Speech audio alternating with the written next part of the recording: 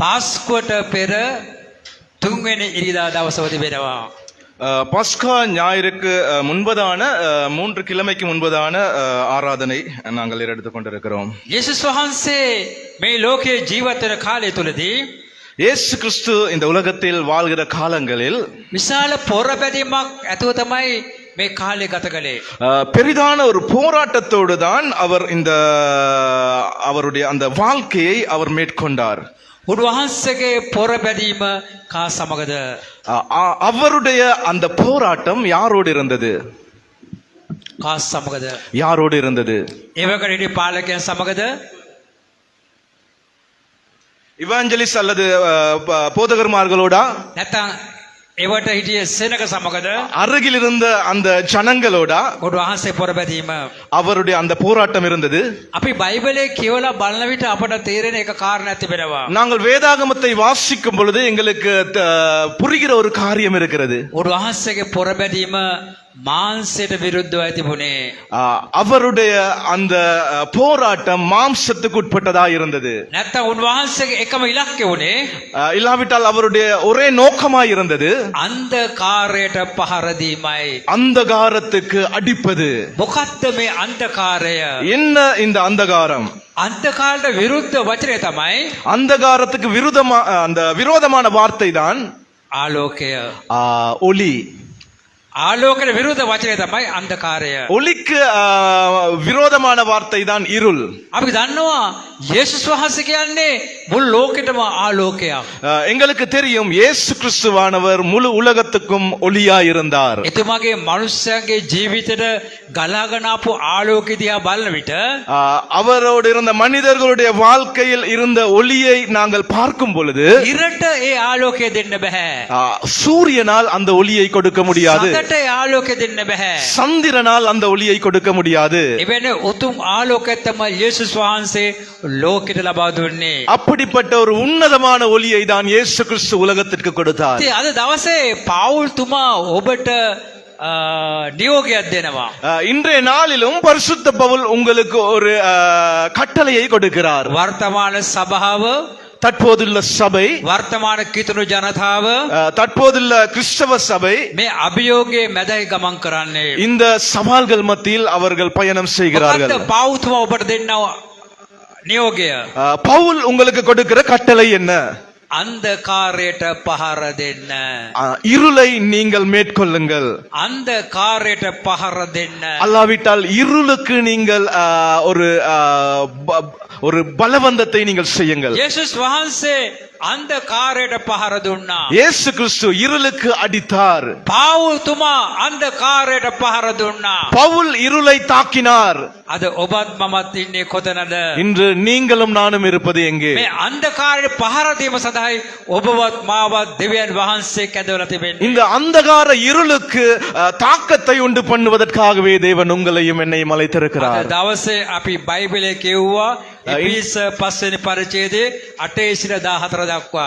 இன்றைய நாளுக்கான வேத வாசிப்பை நாங்கள் பார்த்தோம். எபேசியர் 5ஆம் அதிகாரத்தில் 8 தொடக்கம் 14 வசனம் வரை. අද මම වචනයක් තෝරා ගන්න ආරම්භයක් හැටියට இன்று நான் ஒரு வார்த்தையை தெரிந்து கொள்கிறேன் ஆரம்பமாக.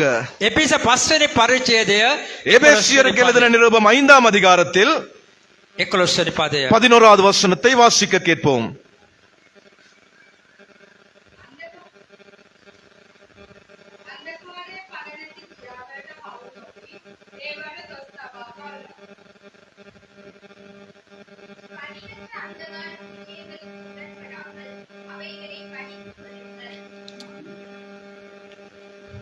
පාවුල් තුමා අන්ධකාර ක්‍රියාවල් ගැන කතා කරනවා. பரிசுத்த பவுல் அந்தகார கிரியைகளை குறித்து பேசுகிறார். ඊළඟ පාවුල් තුමා මොකද කියන්නේ? பவுல் என்ன இந்த இடத்தில் சொல்லுகிறார்? අන්ධකාර ක්‍රියාවල කිසිම ඵලයක් නැහැ. அந்தகாரத்தின் கிரியைகளில் எந்த ஒரு பலனும் இல்லை. අද ලෝකයේ බොහෝ මිනිස්සු තදින්ම අල්ලාගෙන ඉන්නේ මොකද්ද?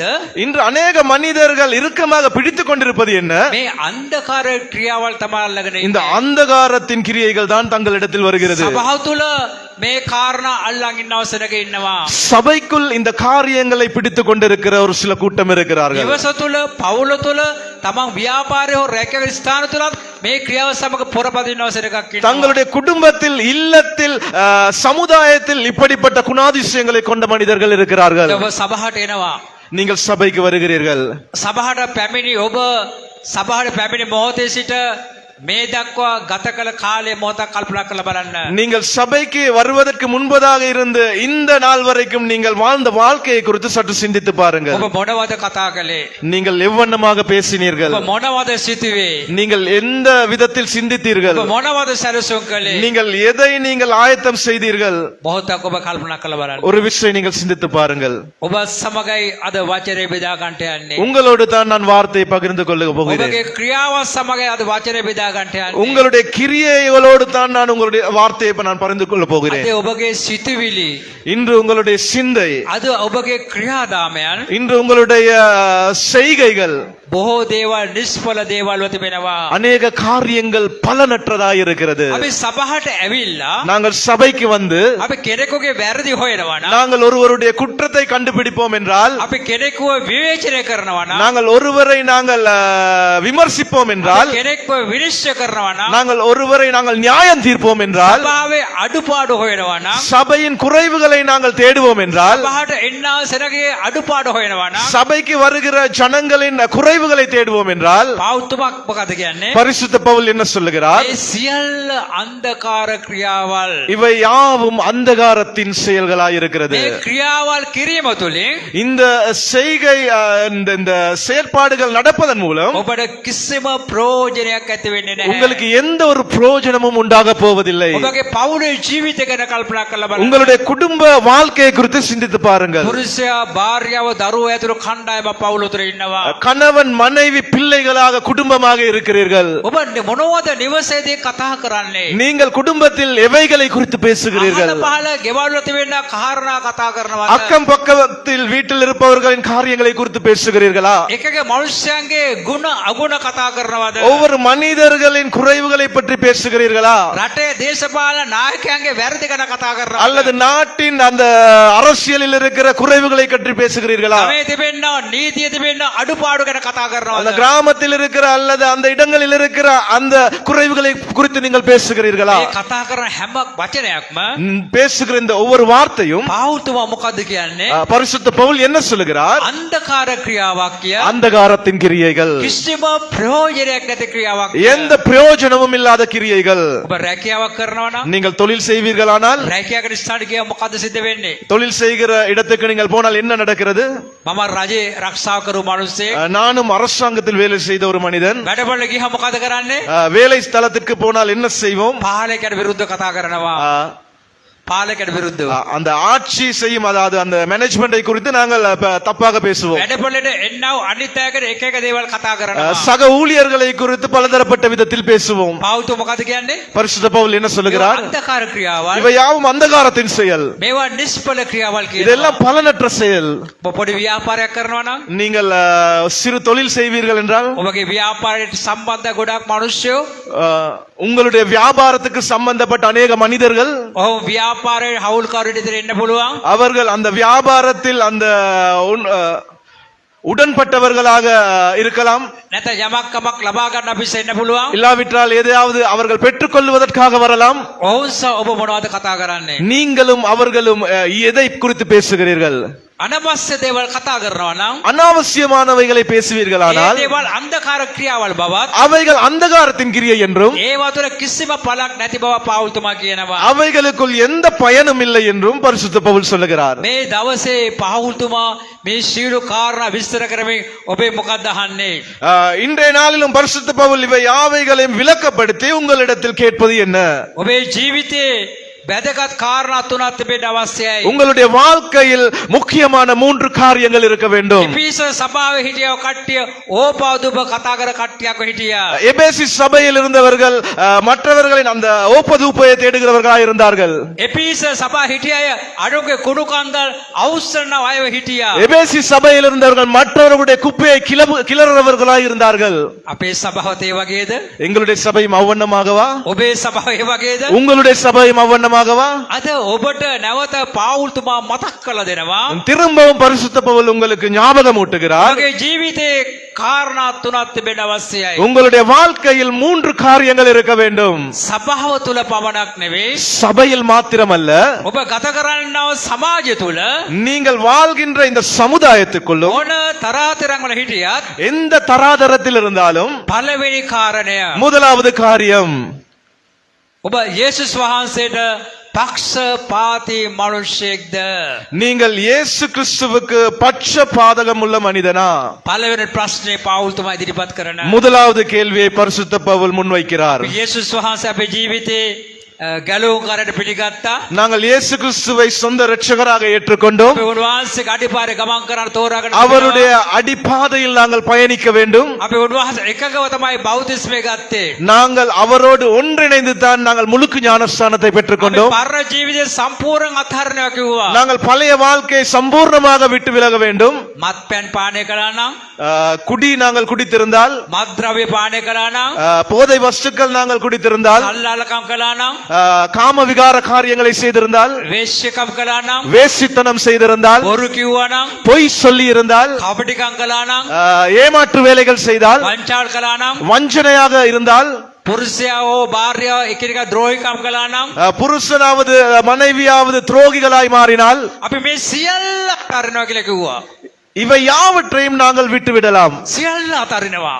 இவை யாவையும் விட்டு விடுகிறோம். අලුත් ජීවිතයක් ආරම්භ කරනවා. புதிய வாழ்க்கையை ஆரம்பிக்கிறோம். ඒ කොයි වගේ ජීවිතයක්ද? அது எவ்வண்ணமான வாழ்க்கை? යේසුස් වහන්සේට පක්ෂපාතීව ජීවත් වෙනා වූ ජීවිතයක්. இயேசு கிறிஸ்துவுக்கு பட்சபாதகமாக வாழ்கிற வாழ்க்கை. ඔබ මොහොතක් කල්පනා කරලා බලන්න. நீங்கள் ஒரு விஷயம் சிந்தித்து பாருங்கள். වර්තමාන ඔබගේ ජීවිතය தற்போது உங்களுடைய வாழ்க்கை යේසුස් වහන්සේට පක්ෂපාතීව තිබෙනවද? இயேசு கிறிஸ்துவுக்கு உங்களுடைய வாழ்க்கை பட்சபாதகமாய் இருக்கிறதா? යේසුස් වහන්සේගේ ජීවිතය තුළ බොරුවක් තිබුණාද? இயேசு கிறிஸ்துவின் வாழ்க்கையில் அவருடைய ஜீவியத்தில் பொய் இருந்ததா? යේසුස් වහන්සේ ජීවිතේ බොරු පොඩි කපටිකමක් වංචාවක් තිබ්බද? இயேசு கிறிஸ்துவின் ஜீவியத்தில் சின்னதொரு ஏமாற்று வேலையாவது வஞ்சனையாவது இருந்ததா? යේසුස් වහන්සේ ජීවිතේ උන්වහන්සේ ලෝකයේ තිබෙන කාරණා මුල් කරන් ජීවත් වුණේ. இயேசு கிறிஸ்து இந்த உலகத்தில் வாழும் பொழுது உலகத்தின் காரியங்களுக்கு முதலிடம் கொடுத்தா வாழ்ந்தார். යේසුස් වහන්සේ ජීවත් වුණේ දෙවියන් වහන්සේ පක්ෂපාතීව. இயேசு கிறிஸ்து வாழ்ந்தது தேவனுக்கு ඒ பட்சபாதகமாய். යේසුස් වහන්සේ තමන්ගේ ජීවිතේ ගැලවුම් කාර්ය පිළිගත්තා වූ මිනිස්සුયો அந்த இயேசு கிறிஸ்துவை தங்களுடைய சொந்த இரட்சகராக ஏற்றுக்கொண்ட மனிதர்கள் උන්වහන්සේට පක්ෂපාතීව ජීවත් වෙන්න අවශ්‍යයි. அவருக்கு பட்சபாதகமாய் வாழ்வது மிகவும் அவசியம். දෙවෙනි කාරණය තමයි இரண்டாவது காரியம்தான், ඔබ යේසුස් වහන්සේගේ අඩිපාරේ ගමන් කරන්නා වූ මිනිසෙක් වෙන්න අවශ්‍යයි. நீங்கள் இயேசு கிறிஸ்துவின் அடிப்பாதையில் நீங்கள் பயணிக்கிற ஒரு மனிதனாய் இருக்க வேண்டும். යේසුස් වහන්සේ මහ පොළොවේ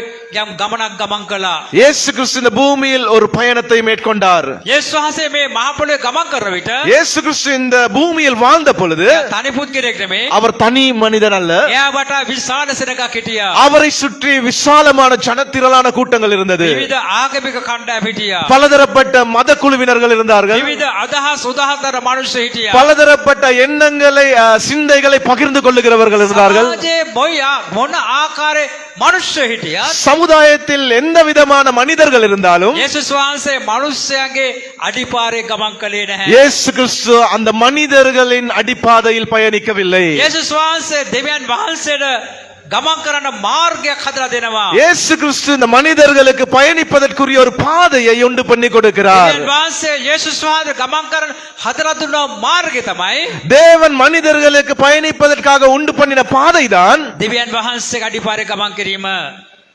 දෙවියන් වහන්සේ අඩිපාරේ ගමන් කිරීම. தேவனுடைய அடிப்பாதையில் பயணம் செய்வது, දෙවියන් වහන්සේගේ වචනය අනුව ගමන් කිරීම. தேவனுடைய வார்த்தைக்கு அமைய பயணம் செய்வது. අද දවසේ ලෝකේ ලොකු ප්‍රශ්නයක් ඇතිලා තිබෙනවා. අද දවසේ ලෝකේ ලොකු ප්‍රශ්නයක් ඇතිලා තිබෙනවා. இன்றைய காலகட்டத்தில் உலகத்தில் ஒரு பெரிய ஒரு கேள்வி எழும்புகிறது. අද ඇමරිකාව, ඊශ්‍රායලය සහ තවත් රටවල් කිහිප එකතු විශාල යුද්ධයක් කරනවා.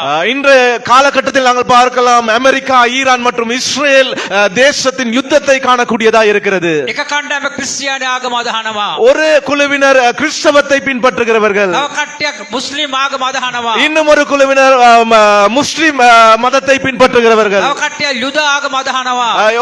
மற்ற குழுவினர் யூத மதத்தை சார்ந்தவர்கள். කවුද යුදාවරු කියන්නේ? யார் இந்த யூதர்கள்? කවුද ඉස්ලාම්වරු කියන්නේ? யார் இந்த இஸ்ரவேலர்கள்? කවුද ක්‍රිස්තියානි කාරයෝ කියන්නේ? யார் இந்த கிறிஸ்தவர்கள்? මේ කණ්ඩායම තුරේම ප්‍රධාන තාත්තා කවුද? இந்த மூன்று குழுக்களுக்கும் பிரதானமான தந்தை யார்? කවුද පියා? யார் தகப்பன்? කවුද පියා? யார் தகப்பன்? පුළුවන් නම් කියන්න බලන්න. சரியாக சொல்லுங்கள் பார்ப்போம். ක්‍රිස්තියානි කාරයාගේ පියා කවුද? கிறிஸ்தவர்களின் தந்தை யார்? මුස්ලිම්වරුගේ පියා කවුද? முஸ்லிம் மதத்தை சேர்ந்தவர்களின் தந்தை யார்? යුද ආගම අදහන මනුස්සයාගේ පියා කවුද? யூதர்களின் தந்தை யார்? කවුද? யார்? කවුද? ආබ්‍රහම්. ஆபிரகாமாக இருக்கிறார். ආබ්‍රහම්. ஆபிரகாம். ඔබ බයිබලයේ කියවනවා. நீங்கள் வேதத்தில் வாசிக்கிறீர்கள், බයිබලයේ ඉගෙන ගන්නවා. நீங்கள் வேதத்தை கற்றுக்கொள்ளுகிறீர்கள், බයිබලය දැනගන්න අවශ්‍යයි. வேதத்தை நீங்கள் தெரிந்து கொள்ள வேண்டும். ලෝකේ දේශපාලච්ච මේදියා බලන ආකාරය නෙමෙයි. உலகத்தில் அரசியல் செய்கிறவர்கள் வேதாகமத்தை பார்க்கும் வண்ணமாக அல்ல, දෙවියන් වහන්සේගේ මනුෂ්‍යයට අපි හරි දේ දැනගන්න අවශ්‍යයි. தேவனுடைய மனிதர்களாக நாங்கள் சரியானதை தெரிந்து கொள்ள வேண்டும். ආබ්‍රහම්ට භාර්යාව දෙන්නෙක් හිටියා. ஆபிரகாமுக்கு 2 மனைவிகள் இருந்தார். පළවෙනි භාර්යාව ඉපදුණු ඉස්මායිල් කරා තමයි ඉස්ලාම් ජනතාව බිහි වුණේ. முதல் மனைவி பெற்றெடுத்த குழந்தை தான் පළවෙනි බිරිඳ ඉස්මායිල් බිහි වුණේ. முதலாவது மனைவி பெற்றெடுத்த அந்த சந்ததி தான் இஸ்மாயில் சந்ததி. මුස්ලිම් ජනතාව බිහි වුණේ. அதிலிருந்து தான் முஸ்லிம் அந்த கூட்டம் உருவாகியது. ඊළඟ මොකක්ද සිද්ධ වෙන්නේ? அடுத்ததாக என்ன நடக்கிறது? ඊළඟ භාර්යාව ඒ කියන්නේ නීති අනුකූල භාර්යාව දාව තමයි ஈஸ்வரனுக்கு බිහි වෙන්නේ. மறுபடியும் சட்டபூர்வமான மனைவியின் மூலமாக பிறக்கும் குழந்தையிலிருந்து இஸ்ரவேல் சந்ததி உருவாகிறது. ඊශ්‍රායල් ජනතාව කණ්ඩායම් දෙකකට බෙදෙනවා ඇවිල්ලා. ඊශ්‍රායල් ජනතාව කණ්ඩායම් දෙකකට බෙදෙනවා. இஸ்ரவேல் அந்த கூட்டம் 2 குழுவாக பிரிகிறது. එක්කෙනෙක් දාවිගේ පරම්පරාව. ஒன்று தாவீதின் பரம்பரை. දාවිගේ පරම්පරාව තමයි යේසුස් වහන්සේ එන්නේ. தாவீதின் பரம்பரையிலிருந்து இயேசு கிறிஸ்து வருகிறார். පරම්පරාව තමයි යේසුස් අපි පිළිඅරන් තිබෙන්නේ. இந்த பரம்பரையை இயேசு கிறிஸ்து, இந்த பரம்பரையில் இருப்பவர்கள் இயேசு கிறிஸ்துவை ஏற்றுக்கொண்டிருக்கிறார்கள். කණ්ඩායමක් හිටියා යේසුස් වහන්සේ පිළිගන්න අකමැති කණ්ඩායමක් හිටියා. அதே போல இயேசு கிறிஸ்துவை ஏற்றுக்கொள்ளாத ஒரு கூட்டமும் இருந்தது. යුදා කණ්ඩායමට හඳුන්වනවා. அவர்களை யூதர்கள் என்று நாங்கள் அழைக்கிறோம். ඇමරිකාව ක්‍රිස්තියානි රටක් හැටියට තිබෙනවා. அமெரிக்கா தேசம் கிறிஸ்தவ தேசமாய் இருக்கிறது. ඉරානය ඉස්ලාම් රටක් හැටියට තිබෙනවා. ஈரான் இஸ்லாம் நாடாக இருக்கிறது. ඊශ්‍රායල් යුදා ආගම රටක් හැටියට තිබෙනවා. இஸ்ரவேல் யூத மதங்களை பின்பற்றுகிற கூட்டம் இருக்கிறது. ජන කණ්ඩායම තුනම කාගේ දරුවද? இந்த சகல கூட்டங்களும் யாருடைய பிள்ளைகள்? ප්‍රධාන දෙවියන් දෙවියන් වහන්සේ. பிரதானமானவர் தேவன். පොළවේ පියා ආබ්‍රහම්. பூமியின் தகப்பன் ஆபிரகாம். ආබ්‍රහම් පැවිදින පරම්පරාව තුන. ஆபிரகாமின் மூலமாய் வந்த பரம்பரை. සත්‍යත අපි අවබෝධ කරගෙන ජීවත් වෙනවා. இந்த சத்தியத்தை நாங்கள் சரியான விதத்தில் புரிந்து கொண்டு வாழ வேண்டும். නොදැන අපි කතා කරනවා නම්, இவைகளை தெரியாமல் புரியாமல் நாங்கள் பேசினால், ඒක නොදැන අපි යම් දේවල් කල්පනා කරනවා නම්, இவைகளை தெரியாமல் நாங்கள் ஒரு சிலவைகளை நாங்கள் யோசித்தால், ඒවා මාංශයේ ක්‍රියාවල්. அது மாம்சத்தின் கிரியை. එවිට අපි දෙවියන් වහන්සේ පක්ෂපාත නෙමෙයි ගමන් කරන්නේ. தேவன் பட்சபாதகமாய் அவர் செயல்படுகிறார். අපි යේසුස් වහන්සේ අඩිපාර නෙමෙයි ගමන් කරන්නේ. நாங்கள் இயேசு கிறிஸ்துவின் அடிப்பாதையில் இல்லை பயணம் செய்கிறோம். යේසුස් වහන්සේ යුදා මනුෂ්‍යයට විරුද්ධව කතා කළේ නැහැ. இயேசு கிறிஸ்து யூத குலத்துக்கு எதிராக பேசவில்லை. යේසුස් වහන්සේ ඉස්මායිල් වලට කතා කළේ නැහැ. இஸ்மவேல் சந்ததிக்கு விரோதமாய் பேசவில்லை. යේසුස් වහන්සේ දෙවියන් වහන්සේ වචනය කතා කළේ. இயேசு தேவனுடைய வார்த்தையை பேசினார். උන්වහන්සේගේ වචනේ පිළිගත්ත මාස උන්වහන්සේ අඩිපාරේ ගමන් කරනවා. அவருடைய வார்த்தையை ஏற்றுக்கொண்டவர்கள் அவருடைய அடிப்பாதையில் பயணம் செய்தார்கள். කණ්ඩායමක තාම එතනට ඇවිල්ලා නැහැ. மற்ற கூட்டங்கள் அந்த இடத்திற்கு வரவில்லை. අද මහ පොළොවේ ජීවත් වෙන පුරවැසියෝ හැටියට இன்று இந்த பூமியில் வாழ்கிற குடிமக்களாய் යේසුස් වහන්සේ වගේ இயேசுவை போல ඔබ සතුරට ප්‍රේම කරනවද? நீங்கள் சத்துருவை நேசிக்கிறீர்களா? ඔබට විරුද්ධව ක්‍රියා කරන මනුෂ්‍යද ඔබගේ ඔළුව පාත් කරනවද? நீங்கள் உங்களுக்கு விரோதமாய் பேசுகிற மனிதர்களுக்கு நீங்கள் எப்படி செயல்படுகிறீர்கள்? යේසුස් වහන්සේ පොළොවේ ජීවිතය යාඥා ජීවිතය ගත කළේ. இயேசு கிறிஸ்து இந்த பூமியில் வாழும் பொழுது அவர் ஜெப வாழ்க்கையை வாழ்ந்தார். යේසුස් පොළොවේ ජීවිතේ බොහෝ මනුෂ්‍ය සුභාරය ප්‍රකාශක ජීවිතය ගත කළේ. இயேசு கிறிஸ்து இந்த பூமியில் வாழும் பொழுது அநேகருக்கு சுவிசேஷத்தை அறிவித்து வாழ்ந்தார். දෙවෙනි කාරණය. அது இரண்டாவது காரியம். යේසුස් වහන්සේ අඩිපාරේ ගමන් ගමන් කරනවා නම් இயேசு கிறிஸ்துவின் அடிப்பாதையில் நாங்கள் பயணிப்போம் என்றால் උන්වහන්සේගේ ජීවිතයේ ගුණාංග ඔබ සමග තිබෙන්න අවශ්‍යයි. அவருடைய வாழ்க்கையில் இருந்த அந்த குணாதிசயங்கள் உங்களுடைய வாழ்க்கையில் இருக்க வேண்டும். ලෝකේ විවිධාකාර වෙන්න පුළුවන්. உலகம் பலதரப்பட்ட விதத்தில் இருக்கலாம். ලෝකේ විවිධ ප්‍රශ්න ඇති වෙන්න පුළුවන්. உலகத்தில் பலதரப்பட்ட பிரச்சனைகள் உண்டாகலாம். යේසුස් වහන්සේ යුද්ධ කරලා ජයගත්තේ නැහැ. இயேசு கிறிஸ்து யுத்தம் செய்து ஜெயம் கொள்ளவில்லை. යේසුස් වහන්සේ ප්‍රේමයෙන් ජයගත්තේ. இயேசு கிறிஸ்து அன்பினால் ஜெயம் கொண்டார். අපි බැඳලා ඉන්න උන්වහන්සේගේ අඩිපාරේ ගමන් කරන්න. இன்று நாங்கள் கட்டப்பட்டிருக்கிறோம் அவருடைய பாதையில் பயணிப்பதற்கு. තුන්වෙනි කාරණය மூன்றாவது காரியம் ඔබගේ ගැලවීම සුරක්ෂිතද? உங்களுடைய ரட்சிப்பு பாதுகாப்பானதா? යම් දවසක යේසුස් වහන්සේ අපේ ජීවිතේ ගැලවුම් කාර්යය පිළිගත්තා නම් நாங்கள் இயேசு கிறிஸ்துவை எங்களுடைய சொந்த இரட்சகராக ஏற்றுக்கொண்டால் අපි ගැලවීම ආරක්ෂා කරගන්න අවශ්‍යයි. எங்களுடைய ரட்சிப்பை நாங்கள் பாதுகாத்துக் கொள்ள නැවත வேண்டும். අපිට ලෝකෙට යන්න බෑ. திரும்பவும் உலகத்துக்கு போக முடியாது. නැවත අපි මාංශයට ප්‍රේම කරන්න බෑ. உலகத்தில் இருக்கிற மாம்சமான காரியங்களுக்கு அன்பு செலுத்த முடியாது. දෙවියන් වහන්සේගේ වචනය අනුව ජීවත් වෙන්න අවශ්‍යයි. தேவனுடைய வார்த்தைக்கு அமைய வாழ வேண்டும். අද ඔබට තිබෙන අභියෝග තුන මේකයි. இன்று உங்களுக்கு இருக்கிற பெரிதான சவால் இதுவே. නැවත මතක් කරන්න කැමැති. திரும்பவும் ஞாபகம் ஊட்டுகிறேன். ඔබ පක්ෂපාතී යේසුස් වහන්සේට நீங்கள் இயேசுவுக்கு பட்சபாதகமாய் இருங்கள். දෙවෙනි කාර්ය තමයි இரண்டாவது காரியம்தான் යේසුස් වහන්සේ අඩිපාරේ ගමන් කරනවාද? இயேசு கிறிஸ்துவின் அடிப்பாதையில் நீங்கள் பயணம் செய்கிறீர்களா? තුන්වෙනි කාර්ය තමයි மூன்றாவது காரியம்தான் ඔබගේ ගැලවීම ආරක්ෂා කරගෙන ඉන්න உங்களுடைய ரட்சிப்பை நீங்கள் பாதுகாத்துக் கொள்ளுகிறீர்களா? එන පෞතුම මොකද කියන්නේ? அப்படி என்றால் பரிசுத்த பவுல் என்ன சொல்லுகிறார்? පාපේ අන්ධකාරයට දොස් කියන්න. பாவத்தின் இருளுக்கு அந்தகாரத்துக்கு நீங்கள் அவைகளை நீங்கள் புறக்கணியுங்கள். පාපේ අන්ධකාරයට එළව පහර දෙන්න. பாவத்தின் அந்தகாரத்துக்கு விரட்டி விரட்டி அடியுங்கள். ඒ පාපේ ක්‍රියා සමග அந்த பாவ கிரியைகளின் ஊட ඔබ කොහොමවත් එකතු වෙන්න එපා. நீங்கள் அவைகளோடு நீங்கள் சேர வேண்டாம். පාපේ සමාගම් සමග සම්බන්ධකම් පවත්වන්න එපා. பாவத்தோடு நீங்கள் சம்பந்தப்பட வேண்டாம். දකින්න අපි සමාජයේ එක එක කණ්ඩායම් ඉන්නවා. நாங்கள் பார்க்கிறோம் சபையில் ஒவ்வொரு கூட்டங்கள் இருக்கிறது. ඒ කාලේ හිටියේ කසිප්පු බොන කණ්ඩායම හිටියේ. அந்த காலத்தில் கசிப்பு குடிக்கிற ஒரு கூட்டம் இருந்தது. ඒ කණ්ඩායම එක්ක වෙන්නේ ඒව බොන අය තමයි ඇවිල්ලා. அந்த கூட்டம் கூடுவது அந்த கசிப்பை குடிப்பதற்காக. හොඳ මිනිස්සෙක් එතන ගියොත් මොකද වෙන්නේ? நல்ல ஒரு மனிதன் அந்த இடத்துக்கு போனால் என்ன நடக்கும்? ඒ මිනිස්සයත් ඒක පානය කරනවා. அந்த மனிதனும் அதை குடிப்பான். වර්තමානයේ ලොකුම කණ්ඩායම මොකද ඇවිල්ලා? தற்பொழுது இருக்கிற கூட்டம் இவ்வண்ணமாக இருக்கிறது. කුඩු බොන අයිස් බොන කණ්ඩායම. குடு ஐஸ் இவ்வண்ணமான போதை பொருள்களை பாவிக்கிறார்கள். ඒව නේද? අද ඒ කණ්ඩායම එක්ක වුණ මොකද වෙන්නේ? அந்த கூட்டம் ஒன்று சேர்ந்தால் என்ன நடக்கும்? අනිවාර්ය ඒ අයත් ඒකට එකතු වෙනවා. நிச்சயமாக அந்த நபரும் அவர்களோடு சேர்ந்து விடுவார். අපි එකතු වෙනවද? நாங்கள் சேருவதா ඒ පාපයට විරුද්ධව அந்த பாவத்துக்கு விரோதமாய் අන්ධකාරයට විරුද්ධව அந்த அந்தகாரத்துக்கு விரோதமாய் දොස් තබනවද? நாங்கள் முறையீட்டு பண்ணுகிறோமா? පහර දෙනවද? இல்லாவிட்டால் அடிக்கிறோமா? අද දෙවියන් වහන්සේ තුල නැති මනුෂ්‍යයා இன்று தேவனுக்குள் இல்லாத மனிதர்கள் මෙවැනි කණ්ඩායම්වල හොඳ මිත්‍රයෝ බඩ පරිවර්තන වෙලා இப்படிப்பட்ட கூட்டங்களோடு நல்ல நட்பை உண்டு பண்ணிக்கொண்டு ඔවුන් සමග ජීවිතේ විනාශ කරගෙන යනවා. அவர்களோடு அவர்களுடைய ஜீவியத்தை அழித்துக் கொள்ளுகிறார்கள். පාවුතුමා මොකද කියන්නේ? பரிசுத்த பவுல் என்ன சொல்லுகிறார்? එපිස 5 වෙනි පරිච්ඡේදයේ 3 සිට 6 දක්වා කියවලා බලන්න. எபேசியர் 5ஆம் அதிகாரத்தில் 3 தொடக்கம் 6 வரை வாசித்து பாருங்கள். නොමුත් වේශ්‍යාකමද සියලු ආකාර අපවිත්තකම හෝ තණ්හාවද නුඹලා අතරේ සදහන් කරන්ට පමණවත් එපා. ඒ ශුද්ධවන්තයාට නුසුදුසුය. කැතකම්ද මෝඩ කතාද නීච කවටකම්ද යන මේවත් නුසුදුසුය. ඒවා නොව ස්තුති කිරීම පවත්වා පල්ලා.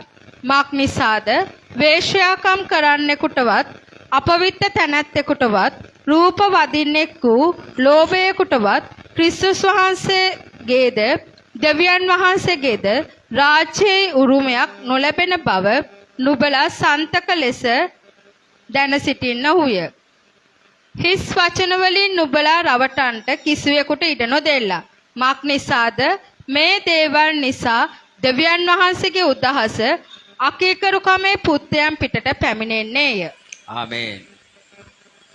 மேலும் பரிசுத்தவான்களுக்கு ஏற்றபடி வேசித்தனமும் மற்றெந்த அசுத்தமும் பொருளாசையும் ஆகிய இவைகளின் பேர் முதலாய் உங்களுக்குள்ளே சொல்லப்படவும் கூடாது. அப்படியே வம்பும் புத்தியீனமான பேச்சும் பரியாசமும் தகாதவைகள் சோத்திரம் செய்தலே தகும். விபச்சாரக்காரனாவது அசுத்தனாவது விக்கிரகாராதனைக்காரனாகிய பொருளாசைக்காரனாவது தேவனுடைய ராஜ்யமாகிய கிறிஸ்துவின் ராஜ்யத்திலே சுதந்திரம் அடைவதில்லை என்று அறிந்திருக்கிறீர்களே.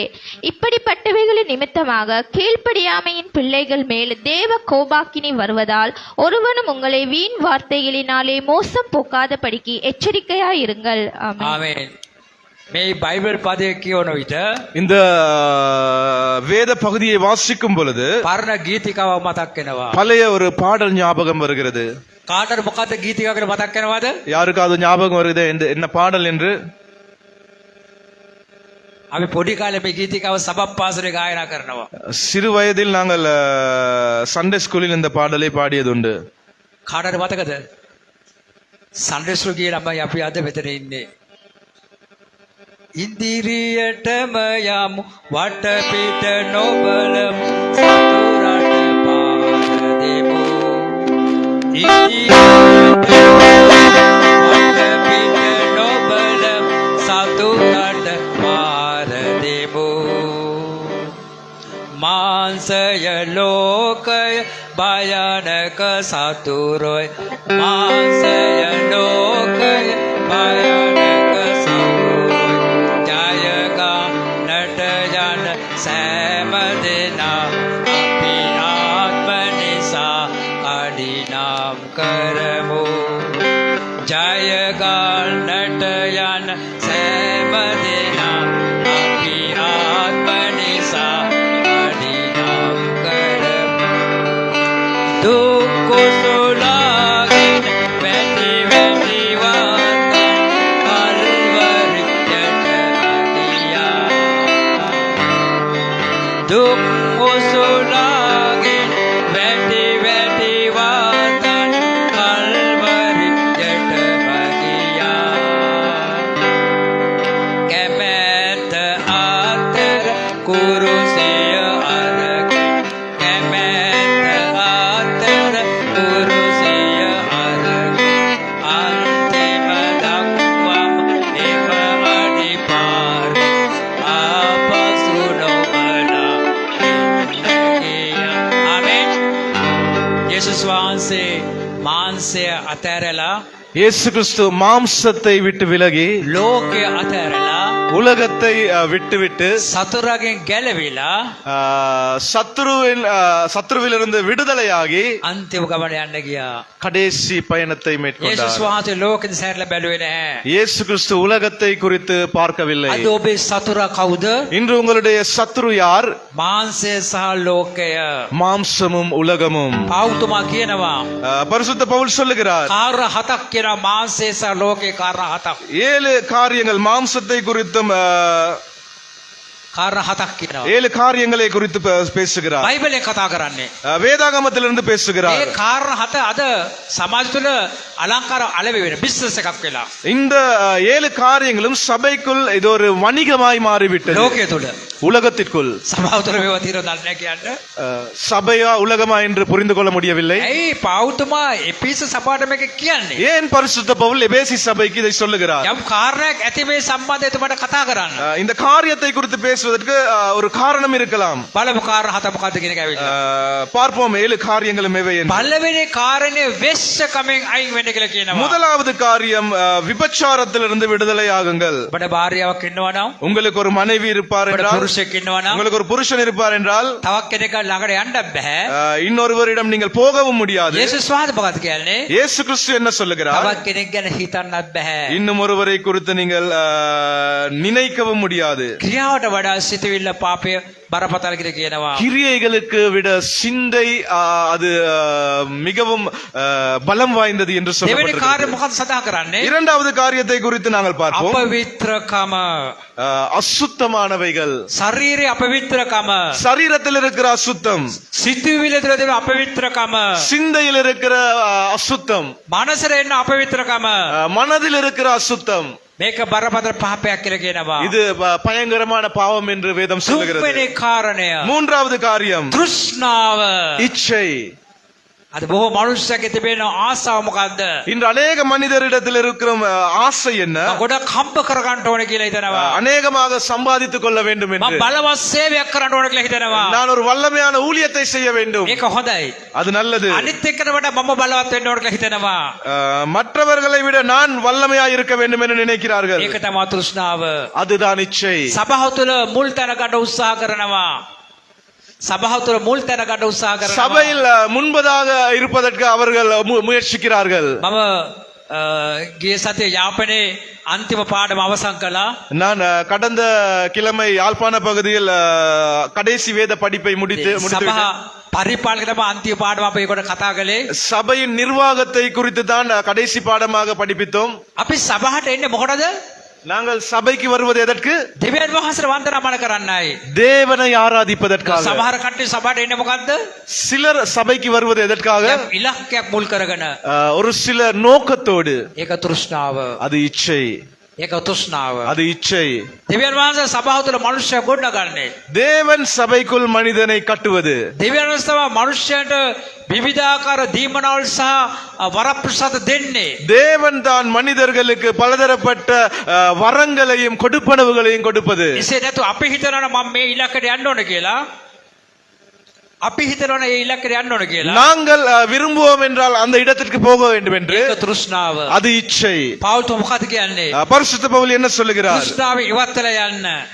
இச்சையை விட்டு விலகி ஓடுங்கள். හතරවෙනි කාරණය. நான்காவது காரியம் කැතකම. அவலட்சணம். හැම දෙයකට බලන්නේ වැරදි අදහසකින් වැරදි ආකල්පයකින්. හැම දෙයකට බලන්නේ වැරදි අදහසකින් වැරදි ආකල්පයකින්. எல்லா காரியங்களையும் பார்ப்பது பிழையான கண்ணோட்டத்தோடு. මේක කැතකම කියලා කියන්න පුළුවන්. அது அவலட்சணமான ஒரு காரியம் என்று சொல்லலாம். පස්වෙනි කාරණය. ஐந்தாவது காரியம் මෝඩ විදියට හැසිරීම. முட்டாள்தனமாக நடந்து கொள்வது. අරමුණක් නැතුව කතා කරනවා. ஒரு நோக்கம் இல்லாமல் பேசுவது. සභාව තුලත් ඇවිල්ලා ඔය වාචාල විදියට කියවනවා. சபைக்குள்ளும் வந்து அப்படியே ஏதோ போன போக்குக்கு பேசிக்கொண்டு මේක போவது. මෝඩ කතා කියලා කියන්න පුළුවන්. இவைகளை முட்டாள்தனமான பேச்சு என்று சொல்லலாம். හයවෙනි කාරණය. ஆறாவது காரியம் නීච කතා සහ කවටකම් කිරීම. கீழ்த்தனமான பேச்சும் කවටකම් කිරීම. கபடுள்ள பேச்சுகளும். කොමඩි ඇක්ටින් දාන්නේ. කොමඩි ඇක්ටින් දාන්නේ. කොමඩි காமெடி ஆக்டிங் பண்ணுபவர்களை போல අනිත් අය හිනාස්සන්න මොන හරි දෙයක් කියන. மற்றவர்களை சிரிக்க வைப்பது எப்படி? ඒ හිනාස්සන කියන වචනේ මොකක්ද ඇවිල්ලා? அந்த சிரிக்க வைப்பதற்கு சொல்லுகிற வார்த்தை என்ன? හොඳ දෙයක් කියලා නෙවෙන්නේ මේ හිනාස්සන්නේ. நல்ல காரியங்களை சொல்லி அவர்கள் சிரிக்க வைக்கிறார்கள். මොකක් හරි වැරදි දෙයක් කියලා තමයි මනුෂ්‍ය හිනාස්සන්න පුළුවන්. ஏதாவது பிழையானதை சொன்னால் தான் அவர்களை சிரிக்க வைக்க முடியும். එතකොට හිනා වෙන්නේ. அப்பொழுதுதான் அவர்கள் சிரிப்பார்கள். බයිබලේ කියන මේව නීච කතාවල් කියලා. வேதாகமத்தில் சொல்லுகிறது இது கீழ்த்தரமான මේව වැරදි කතාවල් කියලා இது කියනවා. பிழையான கதை என்று. ඊළඟ හිස් වචන. හිස් වචන. வெறுமையான வார்த்தைகள். ඔහේ කියවනවා. ஏதோ போன போக்குக்கு பேசிக்கொண்டு මොනවා போகுது. කියනවද දන්නේ නැහැ என்ன சொல்லுவார்கள் என்று கூட தெரியவில்லை. මේ සියලු කාරණා හතම இந்த 7 காரியங்களும் යක්ෂයාගේ ක්‍රියාවල්. சாத்தானின் கிரியை. මේ ක්‍රියාවල් හතම இந்த 7 கிரியைகளும் අන්ධකාර ක්‍රියාවල්. அந்தகாரத்தின் கிரியைகள். යක්ෂයාගේ සමාගමේ තමයි මේ දේවල් තිබෙන්නේ. சாத்தானின் சபையில் தான் இந்த காரியங்கள் இருக்கிறது. යේසුස් වහන්සේ සභාව තුළ සමාගම තුළ මේ දේවල් තියෙන්න බෑ කියලා පෞල්තුමා කියන්නේ. இயேசு கிறிஸ்து சொல்லுகிறார் சபைக்குள் இந்த காரியங்கள் இருக்கக்கூடாது என்று பரிசுத்த பவுல் விளக்குகிறார். ඒ නිසා මේ වගේ කාරණා ඔබේ ජීවිතයේ තිබෙනවා නම් அதனால் இப்படிப்பட்ட காரியங்கள் உங்களுடைய ஜீவியத்தில் இருக்குமானால் ඔබ ප්‍රවේශ වෙන්න අවශ්‍යයි. நீங்கள் எச்சரிக்கையாய் இருக்க வேண்டும். මෙම කාරණා ඔබ ගණන් ගන්න තු ඉන්න එපා. இந்த காரியங்களை நீங்கள் கவனிக்காமல் விட வேண்டாம். එයා විහිළුවක් නැකලේ. இது විහිළුවක් නැකලේ. இது பகுதியான வேலை அல்ல. ඒක විහිළුවක් නෙමෙයි. இது பகுதியான ஒரு காரியம் அல்ல. පෞල්තුමා කියනවා. பரிசுத்த பவுல் சொல்லுகிறார் ඒක අන්ධකාර ක්‍රියාවක්. இது அந்தகாரத்தின் கிரியை. සුද්ධවන්තයන්ට මේ තැන් වල ඉන්න කිසිම අයිතියක් නැහැ. பரிசுத்தவான்களுக்கு இந்த இடத்தில் இருப்பதற்கு எந்தவித அதிகாரமும் இல்லை. බොරු කියන තැන பொய் சொல்லுகிற இடம், කපටිකම කරන තැන, கபட உள்ள இடம், වංචා කරන තැන, வஞ்சனை செய்கிற இடம், කවටකම් කරන තැන, கபடு நிறைந்த இடம், ඕපාදුප කතා කරන තැන, பலதரப்பட்ட விதமாக பேசுகிற இடம், අනුන්ව විවේචනය විනිශ්චය කරන තැන மற்றவர்களை விமர்சிக்கிற இடம் ඔබ ඉන්නවා නම් நீங்கள் இருப்பீர்கள் என்றால் ඒකේ තේරුම මොකද්ද? அதன் அர்த்தம் என்ன? ඔබ වේශ්‍යකම කළා හා සමානයි. நீங்கள் வேசித்தனம் செய்ததற்கு නැත්නම් சமமாக රූප இருக்கிறது. වන්දනා කළා හා සමානයි. இல்லாவிட்டால் நீங்கள் சிலை நமஸ்காரம் செய்ததற்கு சமமாக இருக்கிறது. බයිබලයේ වේශ්‍යකම් කරන්න අවසර දීලා තිබෙනවද? බයිබලයේ වේශ්‍යකම් කරන්න අවසර දීලා තිබෙනවද? வேதாகமத்தில் வேசித்தனம் பண்ணுவதற்கு அனுமதி கொடுக்கப்பட்டிருக்கிறதா? බයිබලයේ රූප වන්දනා කරන්න අවසර දීලා තිබෙනවද? வேதாகமத்தில் சிலை வழிபாடு செய்வதற்கு அனுமதி கொடுக்கப்பட்டிருக்கிறதா? ඔබ රූප වන්දනා කරන්නේ නැහැ. சிலை வணக்கம் செய்வதல்ல, ඔබ වේශ්‍යකම් කරන්නේ නැහැ. நீங்கள் வேசித்தனம் செய்வதல்ல. හැබැයි වැරදි තැන්වල ඔබ ඉන්නවා. ஆனால் நீங்கள் பிழையான இடங்களில் இருக்கிறீர்கள். ඒ තැන්වල ඉන්නේ සාතන්. ඒ තැන්වල ඉන්නේ සාතන්. அந்த இடத்தில் சத்துரு இருக்கிறான். ඒ ස්ථානයේ සිටීම තුළින් அந்த இடத்தில் நீங்கள் இருப்பதன் மூலமாக, ඔවුන් සමග සමාගම් පැවැත්වීම තුළින් அவர்களோடு சமாதானமாக இருப்பதன் மூலம் ඔබ බරපතල පාපයක් කරන බව පාවුම් நீங்கள் பாரதூரமான பாவத்தை செய்கிறீர்கள் சபைக்குள். ඔවුන්ට කවදාවත් දෙවියන් වහන්සේගේ රාජ්‍යයේ උරුමයක් ලැබෙන්නේ නැහැ කියලා පාවුතුමා කියන්නේ. அவர்களுக்கு ஒருபொழுதும் தேவனுடைய ராஜ்யத்தை சுதந்திரித்துக் கொள்ள முடியாது என்று பரிசுத்த பவுல் சொல்லுகிறார். නැවත පරණ ජීවිතයේ කණ්ඩායම තමයි බයිබලයේ පැහැදිලි කරන්නේ. அவர்கள் மறுபடியும் பழைய அந்த கூட்டத்தை சேர்ந்த ஒரு நபராய் தான் இருப்பார் என்று சொல்லப்பட்டிருக்கிறது. සභාව තුළ මේ කාරණා සුලභව දකින්න ලැබෙනවා. இன்று சபைக்குள் சுலபமாக இப்படியான காரியங்களை காணக்கூடியதா இருக்கிறது. සමාජයේ මේ කාරණා අපි දුබල දකින්න ලැබෙනවා. சமுதாயத்தில் காணக்கூடியதா இருக்கிறது. අපි ඉන්න පළාතේ ගෙවල් දෙකක් තිබෙනවා. நாங்கள் இருக்கிற பிரதேச 2 வீடுகள் இருக்கிறது. එකක් සිස්ටර්ගේ ගෙදර, ஒன்று சிஸ்டர்ட வீடு, අනිත් එක පාස්ටර්ගේ ගෙදර. மற்றது போதகருடைய வீடு.